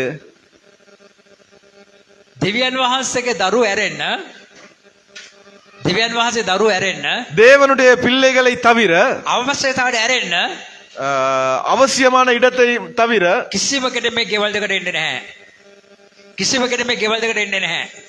කිසිම කෙනෙක් මේ ගෙවල් දෙකට එන්නේ නැහැ. எந்த ஒரு நபரும் வீட்டுக்கு உட்பிரவேசிப்பதில்லை. සිස්ටර්ගේ ගෙදර ඕපදුව කතා කරන්නේ නැහැ සිස්ටර් කායකවත්. சிஸ்டருடைய வீட்டில் ஓப்பதூப்ப பேசுவதில்லை யாரை குறித்தும். පාස්ටර්ගේ ගෙදර කවුරුත් ඕපදුව කතා කරන්නේ නැහැ. போதகருடைய வீட்டில் யாரும் ஓப்பதூப்ப பேசுவதில்லை. ආවොත් කතා කරන්නේ අවශ්‍ය දේ පමණයි ඇවිල්ලා. வந்தால் பேசுவது அவசியமான காரியத்தை විශාල மாத்திரம். සමාජයක අපි ජීවත් වෙන්නේ. විශාල සමාජයක අපි ජීවත් ஒரு වෙන්නේ. பெரிதான ஒரு சமுதாயத்தில் நாங்கள் வாழ்ந்து கொண்டிருக்கிறோம். හැම කෙනෙක් අපිත් එක්ක හිතවත්. எல்லோரும் எங்களோடு நட்பாய் இருக்கிறார்கள். අර සමාගමේ ඒ කණ්ඩායම නැති නිසා இன்றைய காலகட்டத்தில் அந்த சமுதாயம் இல்லாதபடியால் ඒ ගෙවල් වලට එන්නේ නැහැ. அவர்கள் வீட்டுக்கு வருவதில்லை. අපේ ගෙදර ඕපදුව කතාර ගියක් කළොත් எங்களுடைய வீட்டில் மற்றவர்களை குறித்து பேசுகிற ஒப்பதூப்ப காரியங்களை செய்தால், වැරදි කරන ස්ථානයක් කළොත් பிழையான காரியத்தை செய்கிற ஒரு ஸ்தானமாய் இருந்தால், ඒ තැන්වල ඕන තරම් සෙරගෙනවා. அப்பொழுது அந்த இடத்தில் அதிக கூட்டம் வருவார்கள். දෙවියන් වහන්සේ වචනේ මොකද කියන්නේ? தேவனுடைய வார்த்தை என்ன சொல்லுகிறது? අන්ධකාර ක්‍රියාදාමයන් இது අந்தகாரத்தின் கிரியைகள் ඔබේ සභාව තුල, உங்களுடைய சபைக்குள், ඔබගේ පවුල තුල, உங்களுடைய குடும்பத்திற்குள், ඔබ රැකියා කරන ස්ථානය තුල, நீங்கள் தொழில் செய்கிற ஸ்தானத்தில், ඔබ ව්‍යාපාර කරන ස්ථාන තුල, நீங்கள் வியாபாரம் செய்கிற ஸ்தானத்தில், ඔබ ගමන් කරන ස්ථාන තුල நீங்கள் பயணம் செய்கிற ஸ்தானத்தில் ඉඩ තියන්න එපා. இவைகளுக்கு இடமளிக்க வேண்டாம். එහෙනම් ඔබ මහ පොළොවේ ජීවත් වෙන මිනිස්සෙක් හැටියට நீங்கள் இந்த பூமியில் வாழ்கிற மனிதராக ඔබ මොනවද කරන්න ඕනේ? நீங்கள் என்ன செய்ய வேண்டும்? මෙන්න හේබ්‍රෙව් පළවෙනි පරිච්ඡේදයේ 9 වෙනි පදයේ මෙසේ කියනවා. எபிரேயர் 1 அதிகாரம் 9வது வசனம் இப்படி சொல்லப்பட்டிருக்கிறது. ඔබ ධර්මිෂ්ඨකමට පියව අධර්මිෂ්ඨකමට දේශ කළසේක. එබැවින් දෙවියන් වහන්සේ ඔබගේ දෙවියන් වහන්සේ ඔබගේ සහකාරයන්ට වඩා ප්‍රීතිය නැමැති තෛලයෙන් ඔබ ආලේප කළසේකයි කියනසේක. நீர் நீதியை விரும்பி அக்கிரமத்தை வெறுத்திருக்கிறீர். ஆதலால் தேவனே, உம்முடைய தேவன் உமது தோழரை பார்க்கிலும் உம்மை ஆனந்த தைலத்தினால் அபிஷேகம் பண்ணினார் என்றும். ஆமென். මොකද මේ කියන්නේ? என்ன சொல்லப்பட்டிருக்கிறது? ඔබ ධර්මිෂ්ඨකමට පමණයි ප්‍රේම කරන්න අවශ්‍ය. நீங்கள் நீதியை மாத்திரமே நீங்கள் நேசிக்க வேண்டும். ඔබ ධර්මිෂ්ඨකමට පමණයි අවනත වෙන්න අවශ්‍ය. நீங்கள் நீதியை மாத்திரம் நீங்கள் அடிபணிய வேண்டும். අනිත් සියලු කාර්ය ඔබේ ජීවිතයෙන් අයින් කළා දමන්න. மற்ற காரியங்களை உங்களுடைய வாழ்க்கையில் இருந்து அகற்றி போடுங்கள். අද යේසුස් වහන්සේ මේ මාර්ගයේ ගමන් කළා තමගේ ජීවිතේ ජයග්‍රහණය කරගත්තා. இயேசு கிறிஸ்து இந்த பாதையை பின்பற்றினார் தன்னுடைய வாழ்க்கையை வெற்றிகரமாய் முடிப்பதற்கு. උන්වහන්සේට කල්වාරු කුරුසේ ජීවිතය ගලවගන්න තිබ්බා. මාංශය ලෝකෙට ආලය කළා නම් උන්වහන්සේට කල්වාරු කුරුසේ ජීවිතය ගලවගන්න තිබ්බා. මානසික ලෞකික දේවල් මුල් කරන් ජීවත් වුණා නම් அவர் அந்த கல்வாரி சிலுவையில் அந்த தன்னுடைய மரணத்தை அவர் தவிர்த்திருக்கலாம். மாம்சத்துக்குரிய காரியங்களையும் உலகத்திற்குரிய காரியங்களையும் நேசித்திருந்தால் ඒක සාතන්ට අයිති කොටස. அது சாத்தானுக்கு சொந்தமான பகுதி. සාතන්ට අයිති කොටස යේසුස් වහන්සේ අත ගැසුවේ නැහැ. சாத்தானுக்கு சொந்தமான பகுதியை இயேசு கிறிஸ்து கை வைக்கவில்லை. එහෙම අත ගැසුණ කවදාවත් යක්ෂයාගේ හිස සාතන්ව යේසුස් වහන්සේ පරාජය කරන්න බෑ. அவைகளுக்கு அவர் கை வைத்திருந்தால் ஒருபோதும் சத்ருவின் தலையை நசுக்கி இருக்க முடியாது. ඔබ යම් ආකාරයේ යක්ෂයාගේ ක්‍රියාවලට හවුල් වෙලා ඉන්නවා නම් அப்படிப்பட்ட விதமாக நீங்கள் சாத்தானின் கிரியைகளுக்கு நீங்கள் ஒன்றிணைந்திருந்தால் ඔබට කවදාවත් ජීවිතේ ජයග්‍රහණයක් නැහැ. உங்களால் ஒரு பொழுதும் உங்களுடைய வாழ்க்கையை வெற்றிகரமாய் மாற்றிக்கொள்ள முடியாது. කොච්චර යාඥා කළා ඔබට උත්තර ලැබෙන්නේ නැහැ. நீங்கள் எவ்வளவுதான் ஜெபித்தாலும் உங்களுக்கு பதில் கிடைக்க போவதில்லை. ඔබ කරන කියන දේ කවදාවත් සාර්ථක වෙන්නේ නැහැ. நீங்கள் செய்வது சொல்வது எதுவும் சரியான விதத்தில் அமைய போவதில்லை. ඒ නිසා ඔබ ධර්මිෂ්ඨකම නැවති ආයු වස්ත්‍රය පැළඳගෙන ජීවත් වෙන්න අවශ්‍යයි. அதனால் நீங்கள் நீதியின் வஸ்திரத்தை நீங்கள் உடுத்திக் கொண்டிருக்க வேண்டும். මොකද්ද ධර්මිෂ්ඨකම කියන්නේ? என்னது இந்த நீதி? යெசாයා පොතේ ධර්මිෂ්ඨකම පැහැදිලිව සඳහන් කරනවා. ஏசாயா புத்தகத்தில் நீதியை குறித்து விவரமாய் சொல்லப்பட்டிருக்கிறது. යெசாයා 11 පරිච්ඡේදය 5 වෙනි පදේ බලන්න. ஏசாயா 11ஆம் அதிகாரத்தில் 5வது வசனத்தை நாங்கள் பார்ப்போம். ධර්මිෂ්ඨකම උන්වහන්සේගේ ඉගපටියද විශ්වාසකම උන්වහන්සේගේ බදපටියද වන්නේය. நீதி அவருக்கு அரைக்கட்டும், சத்தியம் அவருக்கு இடைக்கச்சியமாயிருக்கும். ஆம். හලෙලූයා. ஹல்லேலூயா. යේසුස් වහන්සේ කතා කරන්නේ. இயேசுவை குறித்து பேசப்பட்டிருக்கிறது. යේසුස් වහන්සේ ජීවිතේ කොහෙවත් පාපයක් තිබ්බේ නැහැ. இயேசு கிறிஸ்துவின் ஜீவியத்தில் எந்த இடத்திலும் பாவம் இருக்கவில்லை. අද ඔබගේ ජීවිතය இன்று உங்களுடைய ஜீவியத்திலும் ඔබ ආර්ථික වැටලා ඉන්නවා නම් நீங்கள் உங்களுடைய பொருளாதாரத்தில் வீழ்ச்சி அடையும் பொழுது ඔබ ආත්මික වැටලා ඉන්නවා නම් நீங்கள் பொருளாதாரத்தில் வீழ்ச்சி அடைந்திருந்தால் ඔබ ලෝකයට පොර බැදලා අසර වෙලා ඉන්නවා නම් நீங்கள் உலகத்தாரோடு போராடி உதவியற்ற நிலையில் இருந்தால் ඔබ යේසුස් වහන්සේගේ වචනය අනුව ජීවත් නොවන නිසායි ප්‍රශ්න වලට හේතුව. நீங்கள் இயேசு கிறிஸ்துவின் அந்த வார்த்தைக்கு அமைய நீங்கள் வாழாததால் தான் இந்த பிரச்சனை. යෙසායා අනාථ වතුර කියන්නේ මොකද්ද? ஏசாயா தீர்க்கதரிசி சொல்லுவது என்ன? පළවෙනි කාරණය. முதலாவது காரியம், ඔබ දෙවියන් වහන්සේ හරි කියන දේ කරන්න මිනිස්සෙක් වෙන්න අවශ්‍යයි. நீங்கள் தேவன் சரி என்பதை என்று சொல்லுவதை நீங்கள் செய்ய வேண்டும். ඔබ දෙවියන් වහන්සේ සමග නිවැරදි සම්බන්ධතාවය පවත්වා යන්න මිනිස්සෙක් වෙන්න අවශ්‍යයි. நீங்கள் தேவனோடு சரியான தொடர்பை உண்டு பண்ணுகிற மனிதர்களாய் இருக்க வேண்டும். තුන්වෙනි කාරණය. மூன்றாவது காரியம், මේසියස් වහන්සේගේ පාලනයට යටත් වූ මිනිස්සෙක් වෙන්න අවශ්‍යයි. மேசியாவின் அந்த ஆட்சிக்கு கீழ் நீங்கள் அடிபணிந்திருக்கிற மனிதர்களாய் இருக்க வேண்டும். සභා පාලකරු වෙන්න පුළුවන්. சபை போதகராக இருக்கலாம், සේවක කණ්ඩායම වෙන්න පුළුවන්. ஊழியர்களாய் இருக்கலாம், සභාවිනා සභිකය වෙන්න පුළුවන්. சபைக்கு அருகில் இருக்கிறவர்களாய் இருக்கலாம். හැම කෙනෙක් තුළම எல்லோருக்குள்ளும் තමගේ ජීවිතයේ ධර්මිෂ්ඨකම එකපටේ වෙන්න අවශ්‍යයි. தங்களுடைய வாழ்க்கையில் இந்த நீதி இருக்க வேண்டும். විශ්වාසයේ බදපටේ වෙන්න අවශ්‍යයි. விசுவாசம் அடிப்படையாய் இருக்க வேண்டும். මේ සත්‍යතාවය, இந்த சத்தியம், මේ නිවැරදි, இந்த சரியான காரியம், මේ හරිදේ இது சரியானது ඔබේ ජීවිතේ තිබෙනවා නම් உங்களுடைய வாழ்க்கையில் இருக்குமானால் ඔබ ධර්මිෂ්ඨ මිනිසෙක්. நீங்கள் நீதிமான் மனிதன். ඔබේ මුඛයෙන් කවදා බොරුවක් ඔබ කියන්නේ නැහැ. உங்களுடைய வாயினால் பொய் சொல்ல மாட்டீர்கள். ඔබේ මුඛේ ඔබ කවදාවත් අනිත් මිනිස්සුගේ වැරදි හොයන්නේ නැහැ. உலகத்தில் இருக்கிற மனிதர்களின் பிழைகளை தேட மாட்டீர்கள். ඔබ කිසිම අවස්ථාවක වැරදි ස්ථානක ඉන්නේ නැහැ. நீங்கள் பிழையான ஒரு ஸ்தானத்தில் ஒரு பொழுதும் இருக்க மாட்டீர்கள். යා මිනිස්සෙක් විශාල කුඩු ව්‍යාපාරයක් කරලා අපි හිතමුකෝ. ஒரு மனிதன் பெரிதான குடு வியாபாரியாய் இருப்பான் என்றால் මේ ළඟදී මීට මාස හොඳ ලස්සන කතාවක් සිද්ධ වුණා ඇවිල්ලා. மாச கணக்குக்கு முன்பதாக ஒரு சம்பவம் நடைபெற்றது. මේ මට්ටකුලේ විශාල මේ හේනමුල විශාල ෆ්ලැට්ස් වගේක් තිබෙනවා. மட்டக்குழி அந்த ஏனமுல பிரதேசத்தில் பெரிய பிளட்கள் அடித்து இருக்கிறார்கள். සභාවට එන ඇදිලිවන්තයෙකුගේ ස්වාමිපුරුෂයා ඒ ෆ්ලැට් එකට ගිහලා තමයි යාළුවෙක් හම්බ වෙන්න. சபையில் இருக்கிற விசுவாசி ஒருவரின் கணவன் அந்த பிளட்டுக்கு போயிருக்கிறார் தன்னுடைய நண்பனை சந்திப்பதற்காக. පුද්ගලයා මුදල් තියෙන පුද්ගලයෙක්. அந்த மனிதன் பணம் படைத்தவன். හදිස්සියට මුදල් ටිකක් ඉල්ලකට තමයි ගිහිලා තියෙන්නේ. அவசரத்துக்கு பண தேவையின் காரணமாக அந்த மனிதனை சந்திக்க போயிருக்கிறார். ගෙදර කියලා දොර තට්ටු කරන යාළුවා දැකලා එන්න කියලා කියට කතා කරලා තියෙනවා. வீட்டிற்கு போய் கதவை தட்டி பார்க்கும் பொழுது நண்பன் அவரை வரவேற்றிருக்கிறார். ඒක පොලිසිය ගෙදර කඩාර පැනලා තිබෙනවා. அந்த அந்த சந்தர்ப்பத்தில் போலீஸ் அந்த இடத்தை சுற்றி வளைத்திருக்கிறார்கள். බලනකොට මෙයා කුඩු ව්‍යාපාර කරන මිනිස්සෙක්. பார்க்கும் பொழுது அந்த நபர் குடு வியாபாரம் செய்பவர். අර ඇදිරිවන්තයව තල්ලගත්තා. அந்த விசுவாசியையும் பிடித்துக் கொண்டார்கள். දෙන්නම පොලිසියට අරන් ගියාවේ. இரண்டு பேர்களையும் போலீஸுக்கு எடுத்துக் கொண்டு දෙන්නම போனார்கள். මාස 3ක් රිමාන්ඩ් මේ ප්‍රශ්න කරන පොලිසිය அந்த இரு நபர்களையும் ரிமாண்டில் அவர்கள் தக்க வைத்து அவர்கள் விசாரித்தார்கள். අර ඇදිරිවන්තය අඬනවා. அந்த விசுவாசி அழுகிறார். අනේ පාස්ටර් බලන්නකො වෙච්ච දේ. போதகரே பாருங்கள் எனக்கு நடந்த காரியம். මගේ මහත්තයා කුඩු බොන්නෙත් නැහැ කුඩු විකුණන්නෙත් නැහැ. என்னுடைய கணவன் குடிப்பதும் இல்லை விற்பதும் இல்லை. කාලේ මේ චර්ච් එකට තමයි ඒගොල්ලෝ ආවේ. ஒரு கால பகுதியில் இந்த சபைக்கு தான் நாங்கள் வந்தோம். අනේ යාඥා කරන්න. ஜெபியுங்கள். මගේ මනුෂ්‍ය ධර්මිෂ්ඨ මිනිස්සෙක්. என்னுடைய கணவன் நீதிமான். ජීවිතේට මේ දේවල් සම්බන්ධ නැහැ. தன்னுடைய வாழ்க்கையில் அவர் ஒருபொழுதும் இந்த காரியங்களுக்கு அவர் சம்பந்தப்பட்டதில்லை. පොලිසිය කියන හොතටම ගහනවා. போலீஸுக்கு சென்றால் அங்கே அவருக்கு மிகவும் கொடுமைப்படுத்துகிற அடிக்கிறார்கள். තුනක් ප්‍රශ්න කරන්න හිර කරගෙන ඉන්නේ. 3 மாசம் விசாரிப்பதற்காக அவர்களை இறுக்கி வைத்திருக்கிறார்கள். කුඩා දරුවෙක් ඉන්නවා. சிறு பிள்ளை இருக்கிறது. දරුවා හම්බ වෙලා මාස 3යි. பிள்ளை பிறந்து 3 மாதம் தான். කුපමණ වේදනාවද මේ දරුවා. எவ்வளவு வேதனை இருக்கும் அந்த பிள்ளையின் தாய்க்கு. අර මිනිස්සයා ගියේ මොකටද? அந்த மனிதன் எதற்காக போனான்?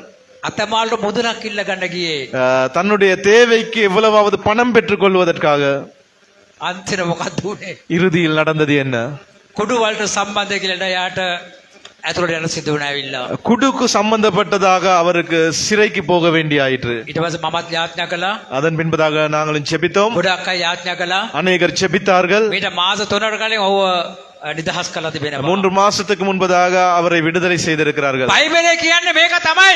வேதம் சொல்லுகிறது இதுதான். ඔබ වැරදි කරන්න ඕනේ නැහැ. நீங்கள் பிழை செய்ய வேண்டிய அவசியம் இல்லை. වැරදි කරන සමාජයට ඔබ යනවා නම් நீங்கள் அந்த பிழை செய்கிற அந்த சமுதாயத்துக்கு நீங்கள் போவீர்கள் என்றால், සමාජයේ සමග ගනුදෙනු තිබෙනවා නම් நீங்கள் அந்த சமுதாயத்தோடு நீங்கள் ஒன்றிணைந்திருந்தால், ඔබ අන්ධකාර සම්බන්ධ මිනිස්සෙක්. நீங்கள் අන්ධகாரத்துக்கு சம்பந்தப்பட்டவர்கள், ඔබ පාපයට සම්බන්ධ මිනිස්සෙක්. பாவத்தோடு சம்பந்தப்பட்டவர்கள். ලෝකයේ නීතිය කොහෙන්ද හදලා තියෙන්නේ? உலக நீதி எங்கு செய்யப்பட்டிருக்கிறது? බයිබලෙන් තමයි හදලා තියෙන්නේ.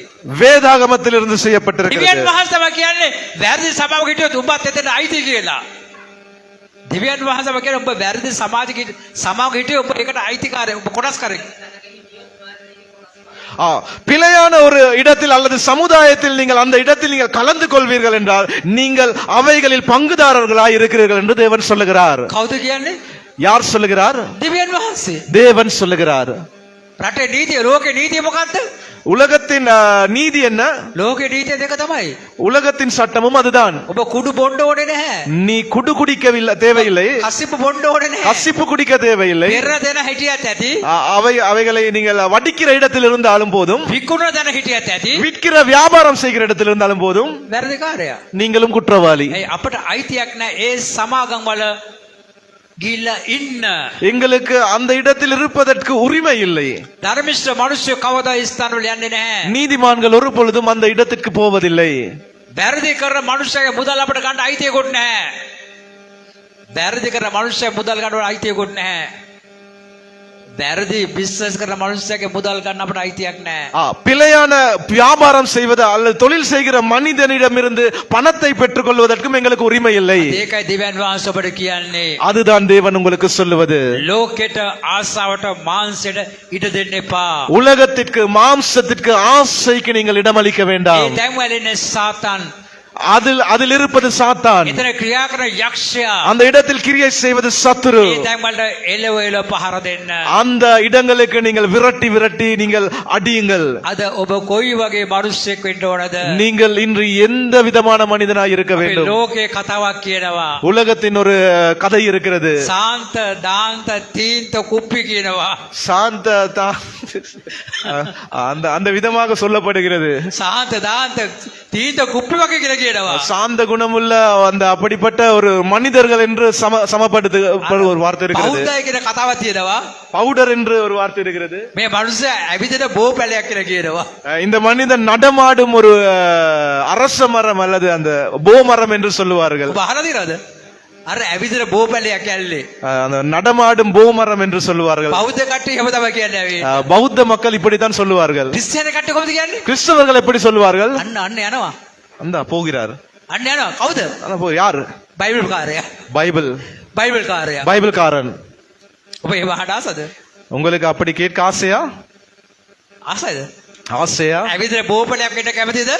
நடமாடும் பூமரம் என்று கேட்க ஆசையா? නැත්නම් බයිබල් කාර්යයක් කෙට අවශ්‍යද? இல்லாவிட்டால் பைபிள்காரன் என்று கேட்க ஆசையா? එමෙ ඇවිදින බෝපැලිය ලෝකෙ හිටියා. நடமாடும் பூமரமாக இருந்தார். ඒ වගේ බයිබල් කාර්ය ලෝකෙ හිටියා. அப்படிப்பட்ட பைபிள்காரர்கள் பூமியில் இருந்தார்கள். කවුද? யார்? බයිබලේ කියලා බලමු. நாங்கள் வேதாகமத்தை வாசித்து பார்ப்போம். සාමුවෙල් 16 පරිච්ඡේදය 12 පදය අවසාන බයිබලයේ අද අවසේ. 1 சாமுவேல் 16 அதிகாரத்தில் 12வது வசனம் கடைசி வசனத்தை நாங்கள் பார்ப்போம். එවිට හෙතම කෙනෙකු යවා ඔහුගෙන් විය. ඔහු රතු පාටව ශෝභමාන පෙනීමක් ඇතුව රූප සම්පන්නව සිටියේය.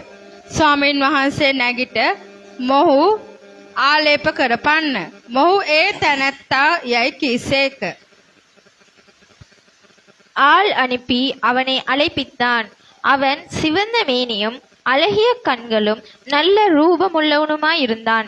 அப்பொழுது கர்த்தர், இவன்தான், நீ எழுந்து இவனை அபிஷேகம் பண்ணு என்றார். ආමේන්. ஆமென். යේසුස් වහන්සේ ඔබ දිහා බලාගෙන ඉන්නවා.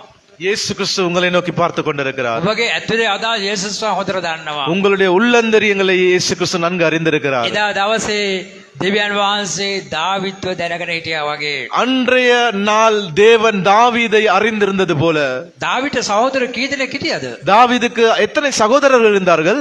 කාවත් දෙවියන් වහන්සේ තෝරගත්තේ නැහනේ. அவர்கள் யாரையும் தேவன் தெரிந்து கொள்ளவில்லையே. ඇයි දාවිත්ව තෝරගත්තේ? ஏன் தாவீதை தெரிந்து கொண்டார்?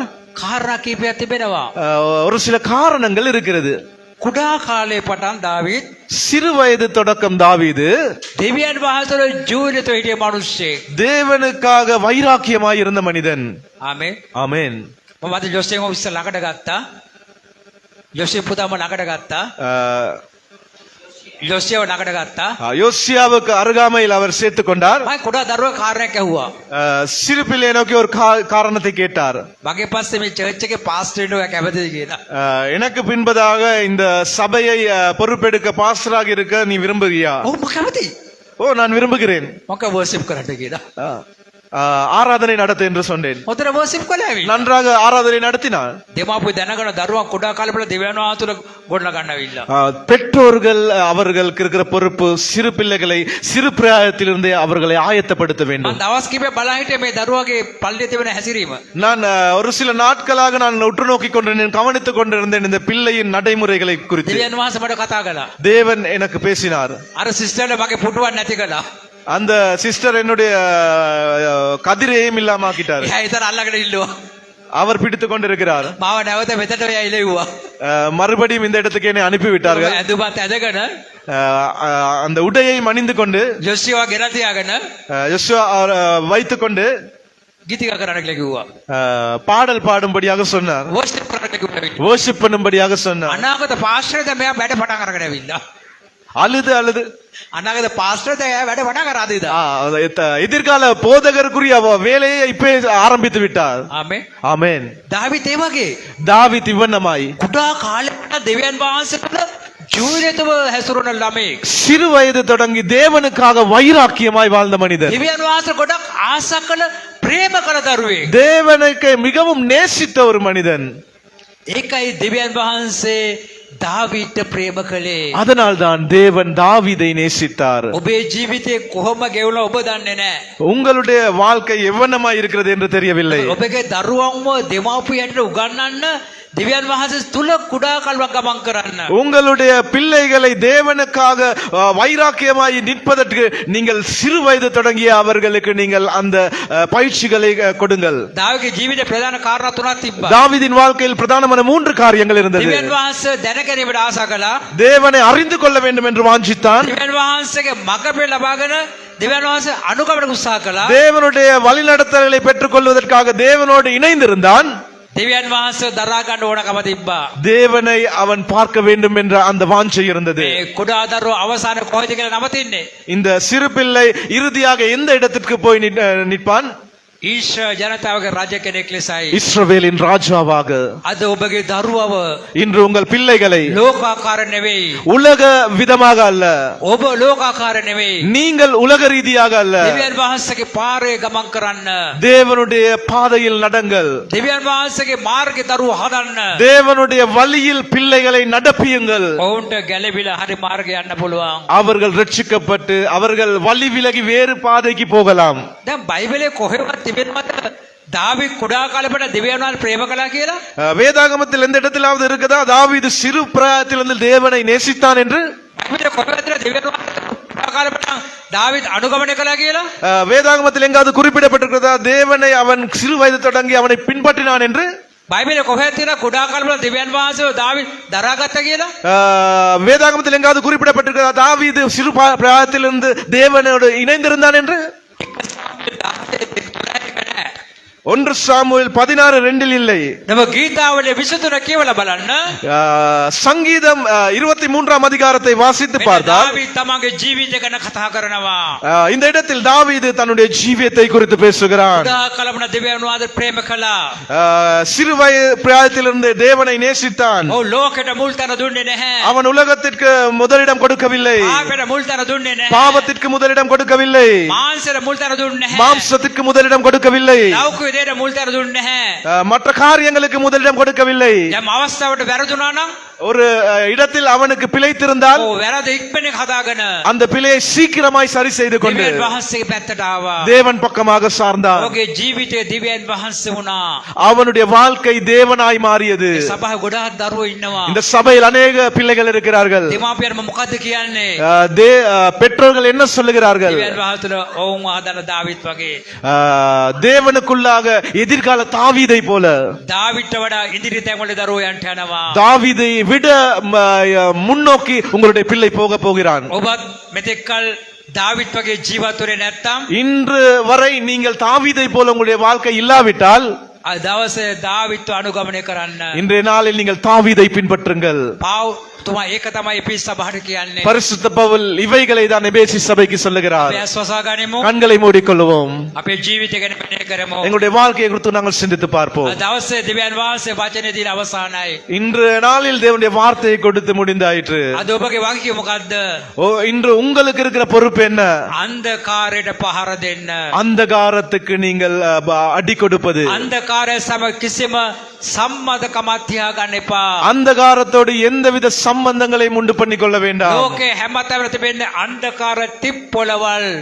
உலகத்தில் எல்லா இடங்களிலும் அந்தகாரத்தின் சமாந்தர பூமியை காண முடிகிறது. හිස් කතා කරන මිනිස්සු, வெறுமையாய் பேசுகிற மனிதர்கள், කවටකම් කරන මිනිස්සු, கபடு பேசுகிற மனிதர்கள், වැරදි සමාගම් පවත්වන මිනිස්සු, பிழையான சம்பந்தங்களை உண்டு பண்ணி கொள்ளுகிற மனிதர்கள், වැරදි කාරණා සිතන මිනිස්සු, பிழையான காரியங்களை சிந்திக்கிற மனிதர்கள், මේ තැන්වල ඔබ ගියොත් ඔබ මොකද කරන්නේ? இந்த காரியங்களுக்கு நீங்கள் போனால் நீங்கள் என்ன செய்வீர்கள்? ඔබ වේශ්‍යකම කළා සමානයි. நீங்கள் வேசித்தனம் செய்வதற்கு சமம். ඔබ රූප නමස්කාර කළා සමානයි. நீங்கள் சிலை வணக்கம் செய்ததற்கு சமம். දෙවියන් වහන්සේ දරුවට එහෙම කරන්න බෑ. தேவனுடைய பிள்ளைகள் அப்படி செய்ய முடியாது. ඒ නිසා දෙවියන් වහන්සේ ඔබට මාර්ගයක් දීලා තිබෙනවා. அதனால் தேவன் உங்களுக்கு ஒரு வழியை உண்டு பண்ணி இருக்கிறார். දෙවියන් වහන්සේ ඔබට යම් සත්‍ය වචනයක් දීලා තිබෙනවා. தேவன் உங்களுக்கு ஒரு உன்னதமான வார்த்தைகளை கொடுத்திருக்கிறார். අද පට මේ වචනය අනුව ඔබගේ ජීවිතය හදා ගන්න. இன்று தொடக்கம் இந்த வார்த்தைக்கு அமைய நீங்கள் வாழ ஆரம்பியுங்கள். අද පට මේ වචනය ඔබගේ පවුල හදා ගන්න. இன்று தொடக்கம் இந்த வார்த்தையின் மூலம் உங்களுடைய குடும்பத்தை கட்டி எழுப்புங்கள். අද පට ඔබගේ සීමාව මේ වචනය තුල ඔබ සකස් කර ගන්න. இன்று தொடக்கம் இந்த வார்த்தையின் மூலம் உங்களுடைய எல்லைகளை நீங்கள் உண்டு பண்ணி கொள்ளுங்கள். දෙවියන් වහන්සේ ඔබට ආශිර්වාද කරන්න යනවා. தேவன் உங்களை ஆசீர்வதிக்க போகிறார். දෙවියන් වහන්සේ ප්‍රේමවත ගලහින්ට යනවා. தேவனுடைய அன்பு உங்களை நோக்கி பாய்ந்து வரும். දෙවියන් වහන්සේ සමාධිපත ගලහින්ට යනවා. தேவனுடைய சமாதானம் உங்களை நோக்கி வரும். දෙවියන් වහන්සේ ඔබගේ ජීවිතය ආශිර්වාද කරන්න යනවා. தேவன் உங்களை ஆசீர்வதிக்க போகிறார். දෙවියන් වහන්සේ ඔබේ පවුලට ආශිර්වාද කරන්න යනවා. தேவன் உங்கள் குடும்பத்தை ஆசீர்வதிக்க போகிறார். දෙවියන් වහන්සේ ඔබගේ දෑතේ කර්මාන්තර ව්‍යාපාර ආශිර්වාද කරන්න යනවා. தேவன் உங்களுடைய கையின் பலனை, தொழிலை, வியாபாரத்தை ஆசீர்வதிக்க போகிறார். වහන්සේ සොයනවා. அவர் உங்களை தேடுகிறார். අන්ධකාරයට පහර දෙන මිනිස්සු. அந்தகாரத்துக்கு அடி கொடுக்கிற மனிதர்கள், අන්ධකාර සම පංගුකාර දරන මිනිස්සු නෙමෙයි. அந்தகாரத்தோடு பங்கு போட்டுக் கொள்ளுகிற மனிதர்கள் அல்ல, අන්ධකාරයට පහර දෙන මිනිස්සු. அந்தகாரத்தை தாக்கத்தை உண்டு பண்ணுகிற மனிதர்களை වහන්සේට අවශ්‍යයි. தேவன் தேடுகிறார். උන්වහන්සේගේ සභාවට අවශ්‍යයි. அவருடைய சபைக்கு தேவை. එවැනි අයට උන්වහන්සේ ආරාධනා කරනවා.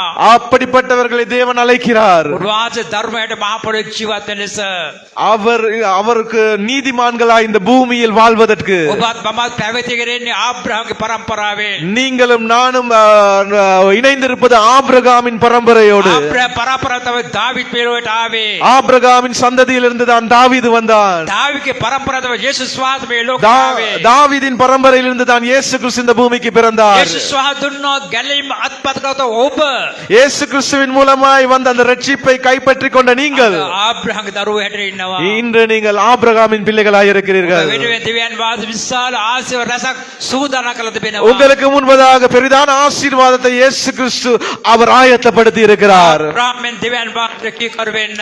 ஆபிரகாமை போல் தேவனுக்கு கீழ்ப்படியுங்கள். දාවිත්ෙන් දෙවියන් වහන්සේව දරා ගන්න. தாவீதை போல நீங்கள் பொறுமையுள்ளவர்களாய் இருங்கள். යේසුස් වහන්සේ ගමන් කර අඩිපාරේ ගමන් කරන්න. இயேசு கிறிஸ்து பயணித்த அதே பாதையில் நீங்கள் பயணம் செய்யுங்கள். වහන්සේ ආශිර්වාද බෙද කඩහින්ට යනවා.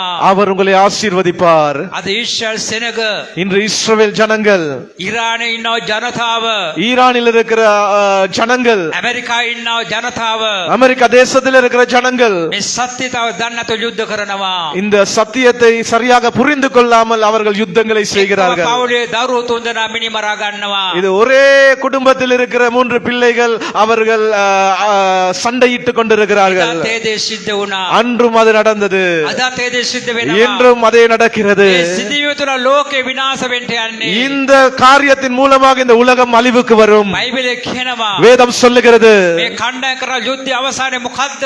இந்த குழுக்களின் இடையிலே இறுதியில் நடப்பது என்ன? ලෝකේ අවසානය. உலகத்தின் முடிவு. අපි සූදානම් වෙමු. நாங்கள் ஆயத்தப்படுவோம். ලෝකේ විනාශයට මුහුණ දෙන්න ඕන නම් உலக அழிவுக்கு நீங்கள் முகம் கொடுக்க வேண்டும் என்றால் නැවතෝட මතක් කරන්න කැමති. திரும்பவும் உங்களுக்கு நான் ஞாபகம் ஊட்டுகிறேன். අන්ධකාර ක්‍රියාවන්ට පහර දෙන්න. அந்தகார கிரியைகளுக்கு நீங்கள் அடியுங்கள். ධර්මිෂ්ඨකම නැමැති ඉගපටේ බැඳ ගන්න. நீதிமான்களோடு நீங்கள் கைகோர்த்துக் கொள்ளுங்கள். දෙවියන් වහන්සේ ආශිර්වාද ඔබ සමගයි. தேவனுடைய ஆசீர்வாதம் உங்களோடு கூட අපි அமையட்டும். යාඥා කරමු. நாங்கள் ஜெபம் செய்வோம். අයිලස්ව සහෝදරයගෙන් වචනයෙන් යාඥා කරන්න කියලා. අපට බොහෝසේ ප්‍රේම කරන්නා වූ දෙව් පියාණනි, ඔබට අනේක වාරයක් ස්තුති ස්වාමිනී. අද දවසේත් ඔබ වහන්සේගේ අභිමුඛයේ නමස්කාර කරමින් ඔබට ස්තුති ගයමින් ඔබගේ වචනය අසන්නට දුන්නා වූ මේ වාක්‍යවන්ත දවස වෙනුවෙන් ඔබට ස්තුති කරනවා ස්වාමිනී. විශේෂයෙන් අද දවසේ ඔබ වහන්සේගේ මන්නාව අපට වැගිරුවා. ස්වර්ගයේ සිට ඔබ වහන්සේගේ දාසයා තුලින් කතා කරා ස්වාමිනී. පියාණනි, රැඳී සිටීම, ඒ වගේම ඔබ වහන්සේගේ වචනය අනුව ජීවත් වීම, ඔබ වහන්සේගේ මේ මාර්ගයේ කොයි ආකාරයෙන්ද අපි ගමන් කරන්න ඕනේ කියලා ඔබ වහන්සේ පැහැදිලිව කතා කරා ස්වාමිනී. පියාණනි, මේ සියලු දේම අපි අනුගමනය කරමින් ඔබගේ වචනය අනුව, ඔබ වහන්සේගේ සිතුවිල්ල අනුව අපි ජීවත් කරන්නට, අපි එකින් එක්කෙනාට ඔබ වහන්සේ අනුග්‍රහය කරන්න, උපකාර කරන්න, උදව් කරන්න ස්වාමිනී. විශේෂයෙන් අපි ජීවත් වෙන්නේ මේ අන්තිම කාල කොටසේ ස්වාමිනී.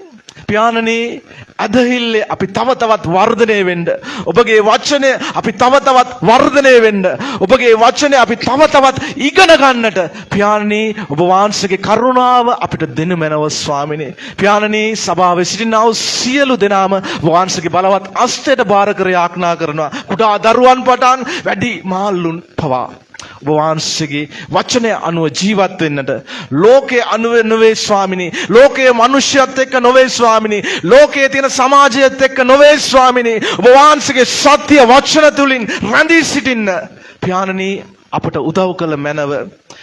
අපි සියලු දෙනාම වහන්සේට බාරයි ස්වාමිනේ. මේ සතිය පුරා ඔබ වහන්සේ මඟ පෙන්වන්න. එවැගේම වචනේ දුන්නා වූ දාස්යා වෙනුවෙන් ඔබට ස්තුති ස්වාමිනේ. තව තවත් සත්‍යතාවය එළිදරව් කරන්න, ඔබගේ වචනය ගෙන එන්නට, මිනිස්යන්ව සාදන්න, පහදන්න ඔබ වහන්සේ ඒ වාචනය අරන් පාවිච්චි කරන්න. ඔව් ස්වාමිනේ. පියාණනි, ඔබ වහන්සේ තව තවත් ක්‍රියා කරන්න.